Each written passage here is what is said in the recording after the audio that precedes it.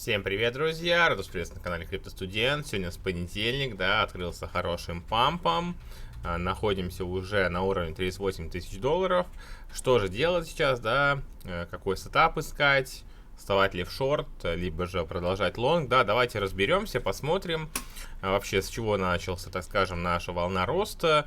Началась как раз таки с 21 июля, да, на фоне как раз таки то, что там будет собрание, Илон Маск и так далее. На слухах мы пошли вверх.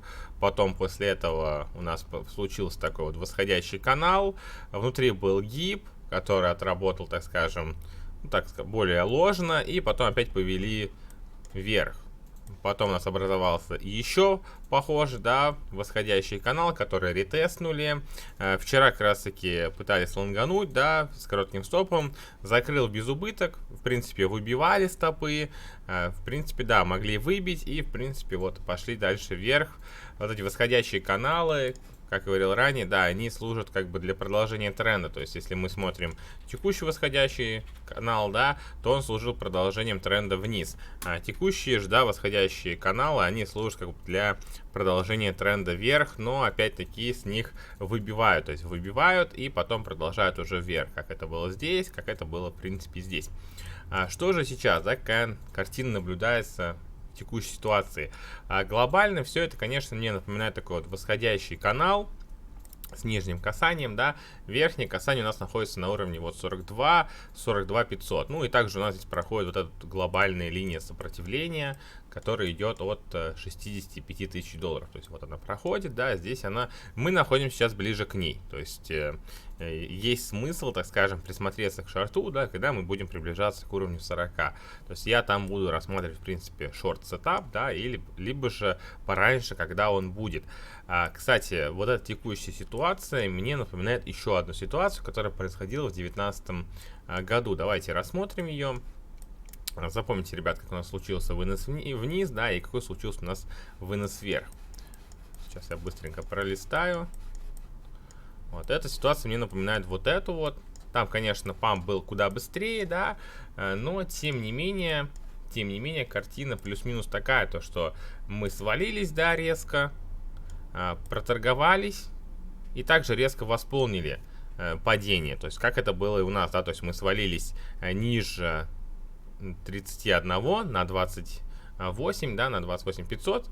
Проторговались немного и сразу же откупились такой же одной свечкой. То есть у нас там также было. Просто потом у нас шла небольшая проторговка, вверх, и вот эта вот палка, то есть которая вот была сейчас, как была тогда, да, то есть потом это служило, так скажем, проторговкой и отработкой вниз. Как это будет, конечно, в данной ситуации, да, я не знаю, то есть это нужно будет смотреть, но, тем не менее, ситуации, согласитесь, похожи, то есть она, в принципе, восполнение, да, шорт-сквиз и потом падение. То есть сейчас, ну, тогда это было такое более в длинном промежутке времени, сейчас она просто была исполнена, так скажем, в более меньшая проторговка, да, и свечи, так скажем, помповые после небольших таких вот проторговок в виде восходящего канала. То есть сейчас, если смотреть, как было тогда, да, то это, в принципе, падение вниз. То есть это проторговка, да, и падение вниз. То есть как будет это сейчас, посмотрим. Это что касается биткоина. В принципе, за падение, да, у нас остановился S&P 500, протестировал вот линию, в принципе, нашу сопротивление, то есть, которая служила для нас поддержкой, да, и сейчас это является для нас сопротивлением. Мы коснулись вот уровня 44.17 и отскочили вниз. То есть, если сейчас приглядеться, да, то у нас опять-таки есть дивергенции, как на дневке, вот, в принципе, да, дневной. Также, я думаю, и на недельке они есть. Да, и на недельке они также сохраняются. Вот, то есть, если мы с текущих пойдем, так скажем, вниз, то это будет как раз-таки хорошим сигналом на шорт. И, в принципе, думаю, все такие позитивные новости, да, они как бы сменятся на уже отрицательные, и тогда уже рынки пойдут вниз. Ну, опять-таки, наблюдаем, смотрим, торгуем. Так, это что касается S&P. Дальше у нас Total. Total у нас тоже отскакивал от поддержки, да, шел вверх. Вот сейчас тоже мы пришли вот в зону, в принципе, нашей вот сопротивления. Вот, либо же это будет ретест с походом обратно вверх. То есть мы отскочим от 1 45, да, триллионов долларов.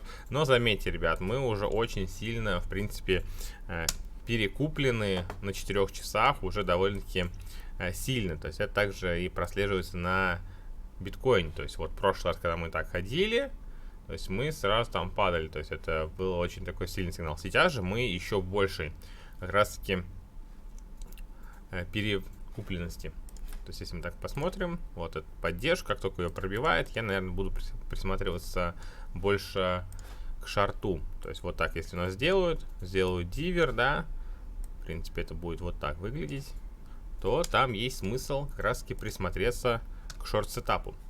Это себе я оставлю в заметках. Total 2. Total 2, кстати, подошел как раз к вот сопротивлению на уровень 800. То есть вот мы его потрогали на 800. В принципе, поддержка сейчас находится на 750. То есть если мы не сможем ее удержать, то уйдем, соответственно, ниже. Вот на уровень где-то 680. В принципе, там проходит наша текущая поддержка. По RSI также мы очень сильно перекуплены. Эфир.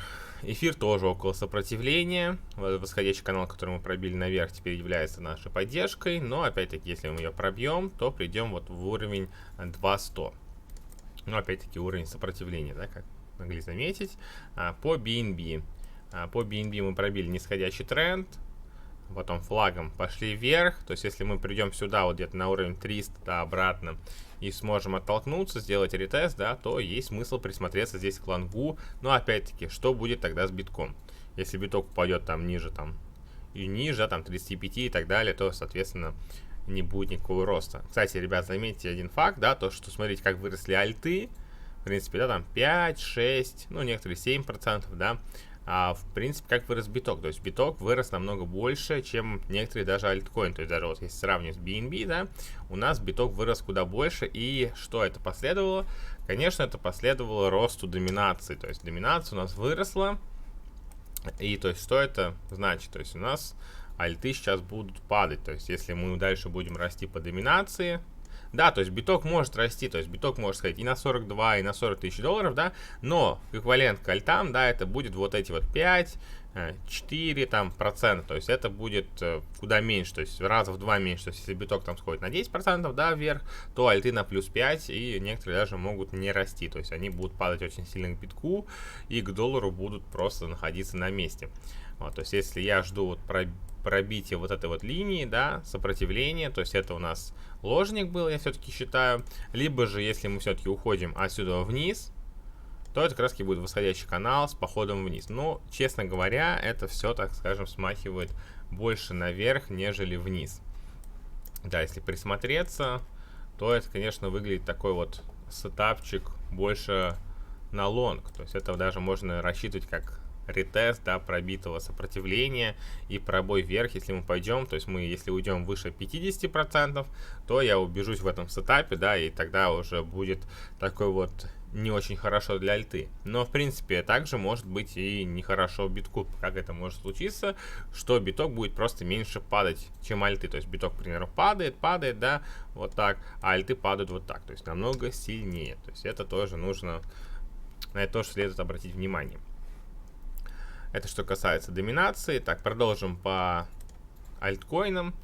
Следующий у нас ADA.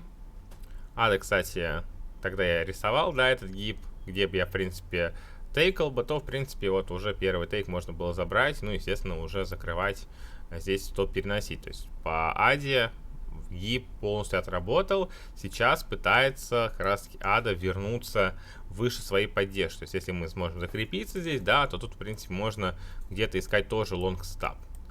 Вот это, кстати, мы сейчас дневки смотрим. XRP. XRP тоже пытается уйти выше, так скажем, своей поддержки. Ну, сейчас ее уже можно перерисовать, да, нарисовать ее уже вот в таком формате. Вот, то есть потому что мы коснулись, да, сделали ложник. Здесь, по сути, сделали ретест. И вот ушли сейчас выше. То есть, опять-таки, похоже на дракона. Ну, и, кстати, есть и дивер. Доги. Доги у нас пробил сопротивление. Тоже, кстати, формация как у дракона, да, то есть вымпел и пробой вверх. То есть, по сути, вымпел отработал, дракон тоже дал свою, так скажем, палку вверх. Дот DOT приближается к сопротивлению. Вот, в принципе, DOT для меня интересен для шорта вот на уровне где-то 17 баксов. То есть, на самом деле, ну, актив, ну, вырос так, скажем, потихоньку, но тем не менее, хоть и потихоньку, но 40% своих дал. Ну, там, плюс-минус 30, в моменте 40%. То есть, это как рассчитывать как вот этому всему падению коррекции, я думаю, достаточно хорошо. Но опять-таки, друзья, я не буду ничего шортить, да, и лонговать, пока не будет, скажем, явного сетапа на битке. То есть, если на битке там будет непонятная ситуация, то лучше подождать, посмотреть и не предпринимать поспешных выводов. На июне у нас, кстати, рисуется PPR на дневке довольно сильно. Вот если мы особенно пробьем вот это сопротивление, да, то, конечно, июня вот можно рассматривать на лонг, потому что хорошие сигналы идут как раз таки на лонг, потому что пробой, да, у нас был поддержки, глобальной поддержки, ложник, да, здесь тоже был ложный, но теперь это подтвердилось как поддержка, и мы ушли дальше вверх. То есть, опять-таки, сохраняется вот тенденция с дивером, то есть 3 касания на дивер, в принципе, вот они есть. Почему бы и нет? То есть, если будет сетап, можно, как говорится, лонгануть. И напоследок у нас EOS. EOS не дошел до моей зоны покупки, ну, довольно-таки далеко еще было, да, но, тем не менее, тоже прослеживается вот эта вот формация, как дракон, да, она, в принципе, есть. То есть, если на линейке посмотреть, она там проявляется. EOS тоже пытается выйти за свое сопротивление, но, опять-таки, здесь его встречает этот восходящий канал, да, ретест, то есть...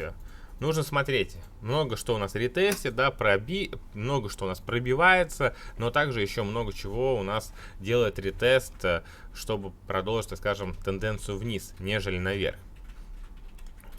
Вот, в принципе, жду биток, чтобы сформировался какой-то сетап. Да, кстати, дневку у нас тоже, ребята, обратите внимание, уже на уровне 66, то есть мы уже довольно-таки высоко отросли по RSI на дневке. То есть довольно-таки уже, видите, несколько дней, ну, всю неделю растем. Вот. Но альты всю, так скажем, неделю росли чуть слабее, чем биток, потому что раньше, когда у нас биток рос вот такими, так скажем, палками, да, альты, честно говоря, иксовали. То есть сейчас это больше похоже такой вот выходом такой, да, последний вздох перед вот таким вот падением. Ну, что-то мне такое вот подсказывает, что это вот этот рост, он как бы не уйдет выше 43. Ну, когда уйдет выше 43, конечно же, нужно будет, наверное, смотреть на лонг, но пока, честно, я не знаю. То есть я буду смотреть, искать. Кстати, небольшой анонс ребятам, да, то есть начну ежедневные сборы в чате, будем как раз делиться мнением. Сейчас это, мне кажется, одно из самых важных, да. Будем собираться, обсуждать рынок, торговать, искать сетапы. Я предпочту сейчас, наверное, скальпинг в течение там часа, в течение пару часов, когда можно забирать короткие движения, да, отработки. И, в принципе, этого, думаю, будет достаточно, чтобы находиться в рынке, забирать прибыль. На этом, друзья, все. Рад был вас видеть. Поставьте лайк, поставьте комментарий, да, если данное видео было вам полезным. Всем хорошей профитной недели. До скорых встреч!